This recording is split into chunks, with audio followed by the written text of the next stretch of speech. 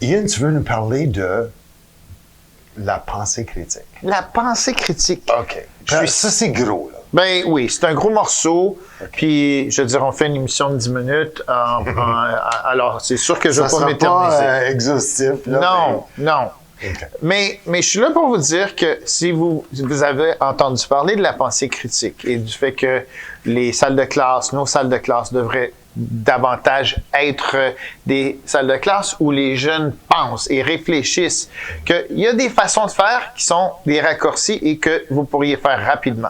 Puis moi, j'ai pris tout un cours là-dessus l'an dernier, mais j'ai trouvé une ressource extraordinaire. Elle s'appelle Discussion critique. Puis vous pouvez trouver ça sur le site TC2. Puis je vais vous le montrer, Ralph. D'accord. Alors, le site TC2, c'est un organisme qui a comme vocation de montrer aux profs comment ils peuvent mieux enseigner en utilisant la pensée critique. Okay? Alors, donc, c'est pas vraiment de changer toute ta façon d'enseigner. Qu'est-ce que tu changes dans le fond? Bien, en fait, souvent, c'est tout simplement d'aller prendre une activité que vous avez déjà créée, oui. Puis que vous faites de façon annuelle, puis de juste la tweaker.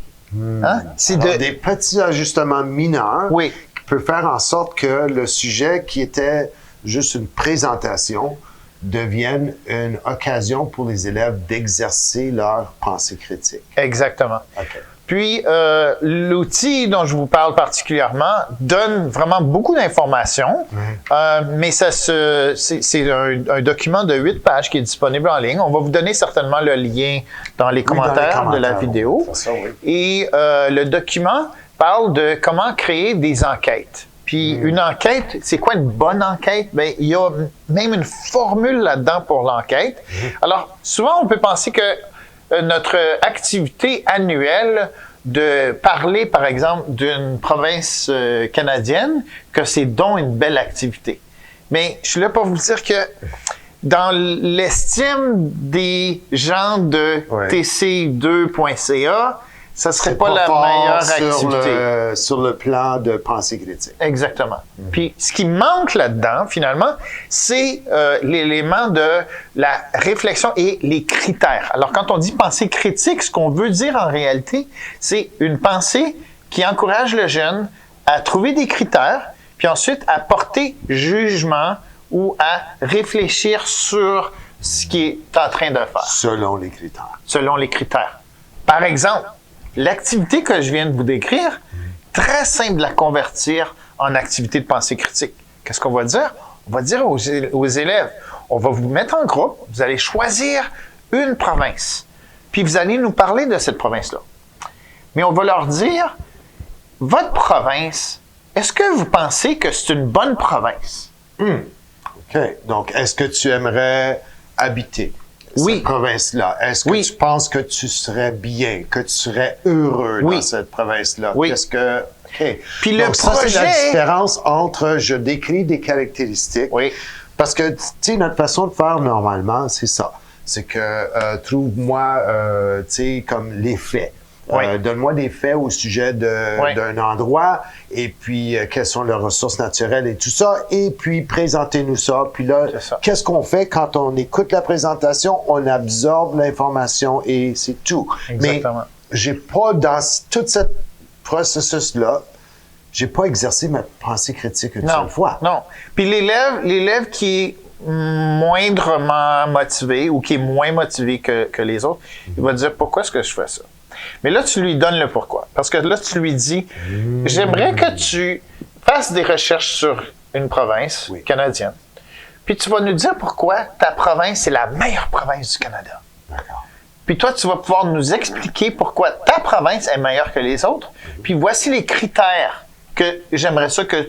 Puis on peut les découvrir ensemble, les critères. De la même façon que quand on cherche les résultats d'apprentissage pour un contenu donné, c'est mieux de les construire ensemble. Oui. Et là, l'élève va dire « Ah, moi j'aimerais ça savoir les activités sportives qu'on peut faire dans la province. Puis ils vont être différents, que ce soit au Yukon, au Québec, en province de l'Atlantique à cause de la géographie. Puis là, l'élève commence à faire des liens.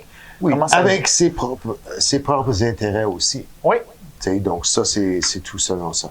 Exactement. Donc, c'est un ajustement qu'on peut faire avec pas mal n'importe quel enseignement qu'on fait, mais d'ajouter un élément de pensée critique, de développement de critères pour pouvoir évaluer et possiblement même prendre des décisions au sujet de certaines choses. Alors, tu sais, que ce soit quelle est une bonne source d'information, quelle est une bonne province où je pourrais habiter, ou n'importe quelle autre sorte de contenu qu'on a. Alors, Puis en fait, ça, c'est la question qu'on vient de poser aux jeunes. C'est un type de question. Puis il y en a 6 qui sont décrits dans le document.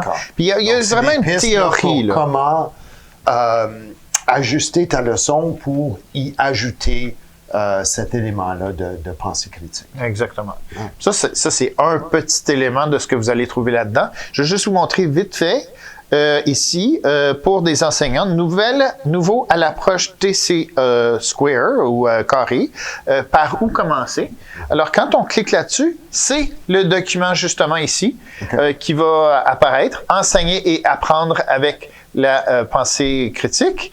Quand on clique là-dessus, c'est le document de discussion critique. Et sur le site, il y a d'autres ressources pour aider les profs, des plans de leçons, absolument. des exemples des exemples d'activités. C'est sûr qu'il y a des parties du site qui sont payantes, mais il y a beaucoup d'activités gratuites en ligne avec le curriculum.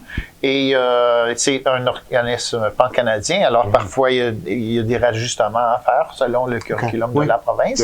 Mais je dirais qu'il y a énormément de belles ressources sur ce site-là aussi. Merci beaucoup, Ian. De rien.